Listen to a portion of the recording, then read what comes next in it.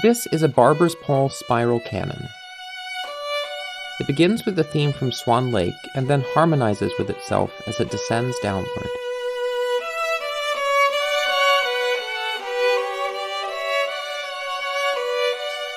Every 4 bars, the melody begins anew at the top, until we reach a steady state of 4-part harmony.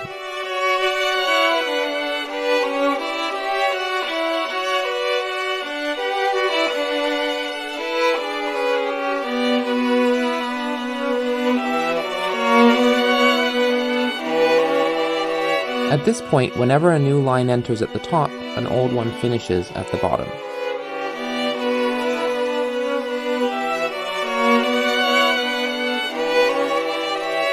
The idea was inspired by the barber's pole illusion, in which stripes appear to move downward when in fact they are rotating. I wouldn't say that this music's an illusion exactly, but it's similar in the way that horizontal melody is intertwined with vertical harmony. Incidentally, I think the actual auditory illusion that's most similar to a barber's pole is probably the shepherd tone, an infinitely rising or falling pitch whose spectrogram looks more or less exactly like a barber's pole.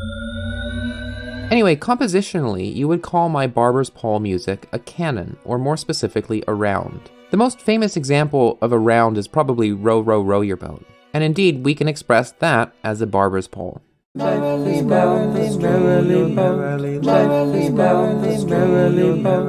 Anyway, all of this is to say that this is pretty well explored musical territory. The novel thing is the visualization more than anything else. So why exactly did I take the time to make this?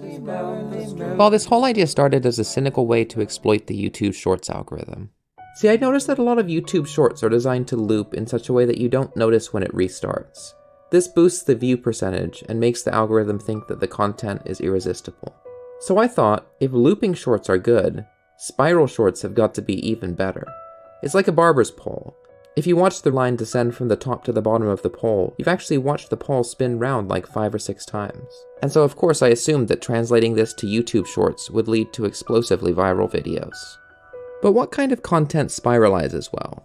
Well, I've always been kind of obsessed with self-reference, so my first thought was just to have a spiral text describing exactly what I just told you. I was hoping to tap into the platform's insatiable demand for inscrutable walls of text. But then I thought, how can I use my background as a composer to make this even more niche and unrelatable? And is there any way that I can mix in my mediocre singing voice? Well, like a bolt of lightning, inspiration struck, and this looping short was born.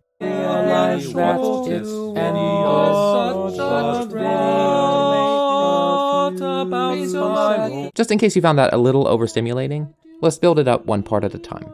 Looping shorts are such a trend lately.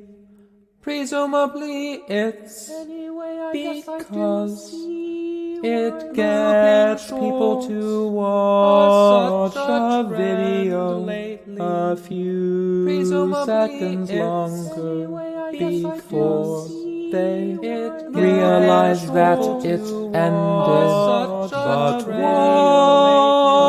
what about spiral shorts? I mean, you've already watched this video 4 times. Now, for some reason, this didn't pop off in quite the way I'd hoped. It could be that part of the problem was that, as my wife put it, it sounds kind of discordant.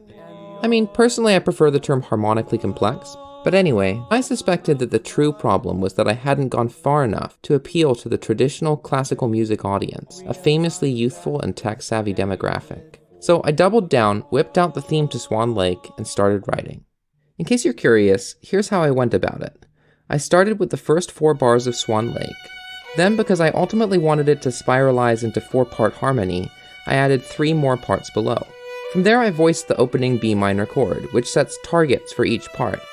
The opening 4 bars go from F sharp to D, the next 4 bars have to make it from D down to a lower F sharp, and then the last 4 bars have to make it from that F sharp down to low B. That way, when glued together as a continuous line, the viola descends seamlessly from the upper to the lower register. Anyway, from there I probably did the bass line next, tried to add in some juicy parallel thirds and sixths, and just generally zhuzh it up a little.